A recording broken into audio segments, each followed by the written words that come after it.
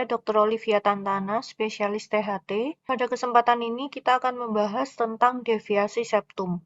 Deviasi septum merupakan bentuk dari septum atau sekat hidung yang tidak lurus di tengah, sehingga membentuk deviasi ke salah satu rongga hidung atau kedua rongga hidung. Deviasi ini menyebabkan penyempitan pada rongga hidung. Pada sebagian besar orang dewasa, yaitu sekitar 80%, septum nasi ini memang agak bengkok, tetapi tidak menimbulkan gangguan fungsi hidung. Jadi, tidak ada sekat hidung atau septum nasi yang memang 100% lurus. Rata-rata memang agak bengkok, tetapi adanya gangguan atau tidak itu yang perlu kita nilai. Berdasarkan jenis kelamin, resiko terjadinya deviasi septum pada laki-laki dan perempuan adalah 1,8 banding 1. Dengan insiden tertinggi ada pada kelompok usia 21 tahun hingga 40 tahun. Etiologi penyebab terjadinya deviasi septum adalah trauma. Bisa terjadi pada proses persalinan pada saat dilahirkan, pada saat olahraga, misalnya terbentur atau jatuh, atau kecelakaan. Penyebab lainnya adalah ketidakseimbangan pertumbuhan dari tulang rawan septum nasi yang terus tumbuh, meskipun batas superior dan inferior dari tulang hidung atau os nasal ini telah tetap. Bentuk deformasi ini bermacam-macam ya, ada yang berbentuk S atau C. Dislokasinya yaitu berada di bawah kartilago septum keluar dari krista maksila dan masuk ke dalam rongga hidung. Atau penonjolan tulang atau tulang rawan septum bila memanjang dari depan ke belakang itu disebut sebagai krista. Bila berbentuk runcing atau pipih itu biasanya disebut sebagai spina. Bila deviasi atau septum nasi ini bertemu melekat dengan konka di depannya, maka akan disebut sinekia atau perlekatan. Bentuk ini akan menambah beratnya obstruksi dari hidung pasien. Ada beberapa klasifikasi letak dari deviasi septum, yaitu tipe pertama, benjolan unilateral yang belum mengganggu aliran udara. Sedangkan tipe kedua, benjolan unilateral yang sudah mengganggu aliran udara, namun masih belum menunjukkan gejala klinis yang bermakna. Tipe ketiga adalah deviasi pada konka media atau area osteomeatal. Sedangkan tipe 4 disebut juga tipe S, di mana septum bagian posterior dan anterior berada di sisi yang berbeda.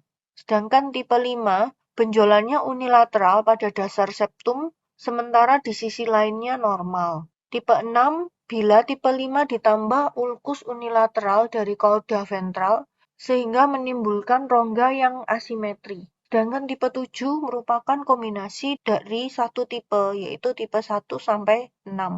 Ini contoh dari tipe pertama ya, jadi tipe pertama adalah terjadi deviasi pada unilateral tapi tidak menimbulkan gangguan. Sedangkan yang tipe 2 memang lebih berat, tetapi masih gangguannya tidak bermakna. Sedangkan tipe 3 ini berada di kompleks osteomeatal. Jadi sangat beresiko untuk terjadinya sinusitis. Sedangkan tipe 4 ini yang biasanya kita sebut tipe S ya. Dia berbentuk S, yaitu berada di daerah osteomeatal dan di depan juga ini ada. Sedangkan yang tipe 5 itu merupakan apabila satu sisi tapi dia berada di depan. Tipe 6 ada di belakang dan di depan. Sedangkan tipe 7 merupakan kombinasi dari tipe 1 sampai 6. Jadi bisa tipe 1 dan 6 atau tipe 1 dengan tipe 5 seperti itu. Gejala dari deviasi septum ini yang paling terlihat adalah hidung buntu yang unilateral yang hilang timbul biasanya. Buntu hidung ini kadang sudah tidak dirasakan apabila terjadinya sudah lama. Jadi, kalau buntu hidung ini terjadinya sudah berlangsung lama, biasanya maka akan terbentuk mekanisme kompensasi sehingga sudah beradaptasi lewat lubang hidung yang kontralateral. Jadi, kadang pasiennya juga tidak sadar apabila terjadi buntu hidung. Buntu hidung ini akan menyebabkan masalah apabila diikutin dengan hipertrofi konka kompensata pada daerah konka inferior atau konka media, sehingga oksigen yang masuk maka terganggu, terhalang oleh konka inferior dan konka media, atau terjadinya disertai dengan rinitis alergi ataupun rinitis biasa.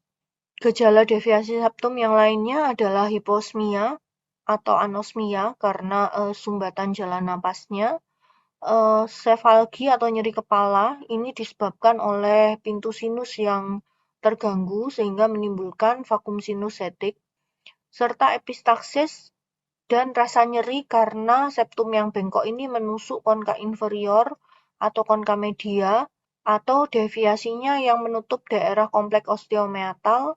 Rasa nyeri ini dapat menjalar di antara mata dan dahi. Untuk diagnosisnya, deviasi septum biasanya sudah dapat ditegakkan berdasarkan anamnesa dan pemeriksaan fisik. Apabila memerlukan pemeriksaan penunjang, maka bisa dilakukan nasal inspiratory peak flowmetry atau NIPF atau rhinomanometri atau rhinometri akustik. Untuk melihat strukturnya yang jelas, maka boleh dilakukan CT scan untuk penilaian. Penata laksanaannya adalah melakukan terapi inisial.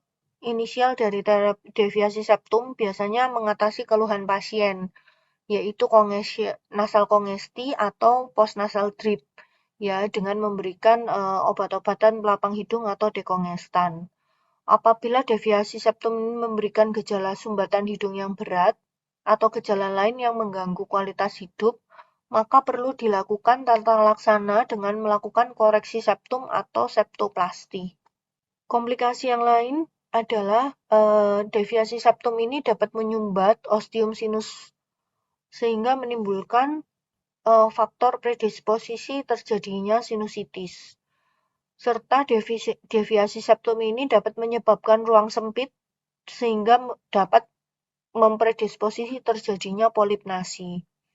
Prognosis untuk kasus deviasi septum ini adalah baik atau dubia et bonum. Terima kasih.